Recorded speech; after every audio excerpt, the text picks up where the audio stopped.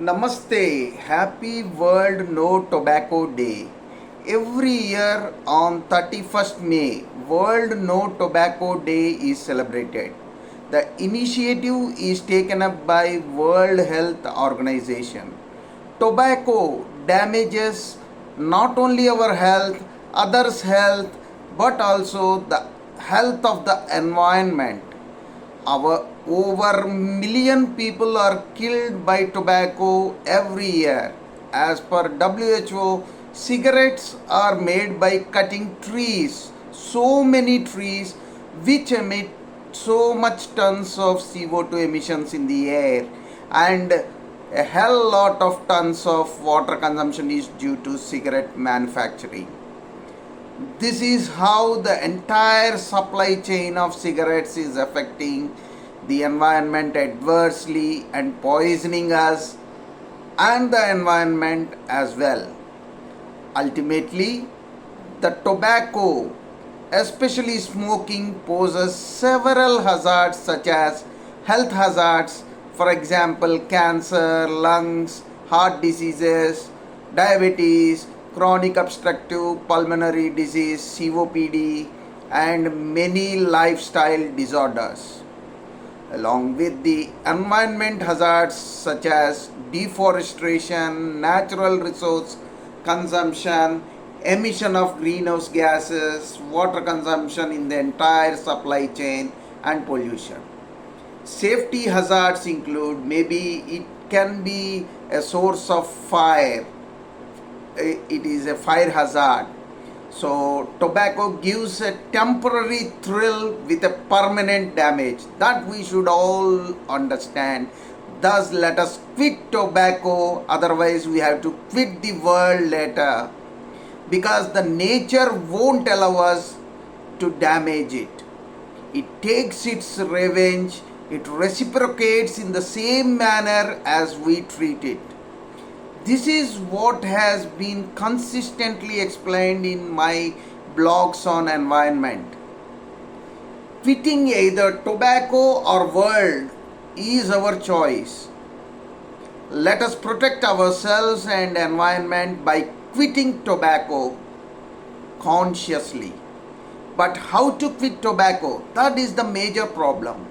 For that we need to know how people get addicted to it firstly. Normally people start smoking and drinking at the younger age due to various reasons discussed earlier in my King's Habits blog.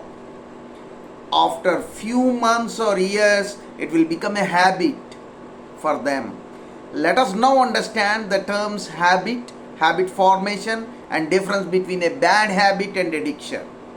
Habit is a routine of behavior that is repeated and occurs subconsciously. After so many repetitions, habits are formed. It varies from individual to individual. If a habit has an undesirable pattern, either to self or society, it is called a bad habit. This is still at the psychological level. This can be treated by replacing the similar stimuli and increasing the willpower. With solely willpower also, one can easily quit a bad habit. But if the bad habit is still continued, the psychological, neurological system gets tuned to the stimuli. Then it becomes an addiction. Here it becomes difficult to the addicted person though he or she wants to quit the bad habit with full willpower, as the physical neurological system won't cooperate. These are called withdrawal symptoms. They cannot easily withdraw. If we forcibly quit the habit, the withdrawal symptoms may increase and may damage the health. Some people again restart the habit and go to the previous state or a worse state. This is called relapse.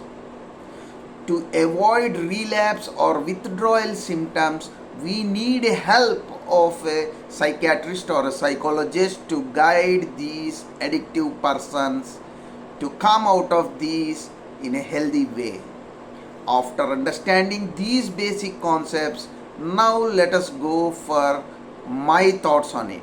Smoking kills. This we would have seen many times just before a movie an ad comes. It says tobacco consumption in the form of smoking may cause lung cancer and chewing tobacco may lead to mouth cancers, etc. I say the source of several fire hazards is smoking. The ignition source for fire can be a matchstick or a cigarette or BD, whatever in the workplace, industry or petrol bunks or any place where they are strictly prohibited. This as using tobacco is a health and fire hazard. Most of the companies have gone for no tobacco policy and banned the use of tobacco at workplaces. The other important aspect of smoking is it greatly affects the persons around. Passive smoking has a huge effect on the health of the people who are continuously exposed to it.